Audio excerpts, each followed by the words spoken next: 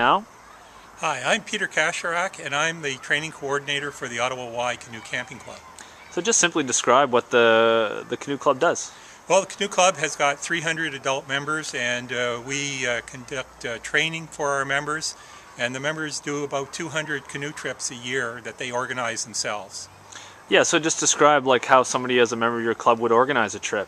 Well, they would put a trip notice up on the notice board, and either the flatwater or the whitewater coordinator would take a look at it and approve it, and then people would simply sign up to the trip, and after that they would organize themselves for a day trip. It would usually be transportation that they would organize, but for say a 2-week trip, they would then have to organize meals, food, boats, and transportation as well. So you said you had 300 members, I think you said? Yes, we have 300 members. About half of them paddle flatwater, and the other half paddle primarily whitewater. Yeah, and how would you describe the nature of some of these trips that they go on?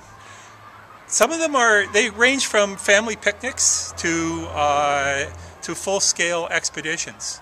A 2-week whitewater trip or on one of the local rivers is a fairly demanding undertaking. So there's a complete range of tripping, from the very easy to the more challenging. And I guess when did you first hear that some changes may be coming to how you actually use, register, and conduct these trips according to Transport Canada? Well, we first learned of the changes in around December, even though the regulations had been put into effect in October. And we've been trying to figure out how to implement them ever since. What do you think it means for you? Oh, it means a lot of extra work for our volunteers. We were actually doing most of the hard safety-related requirements like helmets and PFDs and first aid kits already. But the law would now make us register all these boats, and that will take hours of volunteer work. Which is really hard to get, especially to do paperwork. And it's not only volunteer hours, there's a cost involved with this as well. Indeed. Transport Canada would let us register all our boats as a single fleet for a fee of $50, but because most of these boats are more than 5 or 6 years old, we no longer have bills of sale for them, and so we would require a notarized statement for each boat. Why is it that you're doing a pretty good job of explaining what you think the regulations mean, whereas I've spoken to other people today, Scouts Canada for one, they're not quite sure exactly what's required of them from Transport Canada.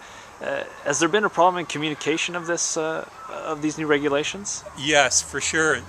Transport Canada has done virtually nothing to explain their regulations. Has been, I would say, rather terse in providing any statements to volunteers like myself that have called them up or written them emails. Fortunately, Paddle Canada has been able to get a fair bit of information, and we're a Paddle Canada associate, so what we know we've basically learned through our association with them. What are you going to do going forward? Well, there'll be a number of things. One is we'll apparently have to register all these boats, which will be a large project for our volunteers.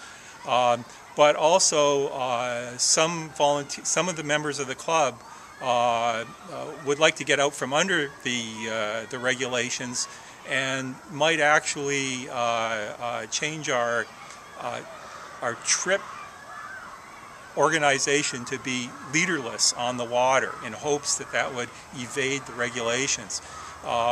So there's going to be considerable debate within the club about what we do next. And I guess the final question is, what would you like to know or hear from Transport Canada? What I would really like to hear is that non-profit groups are not guided excursions under their regulations, and we do not have to register our boats. Failing that, I think Transport Canada should at least give us a very clear and easy to understand statement of what the requirements are for volunteer groups.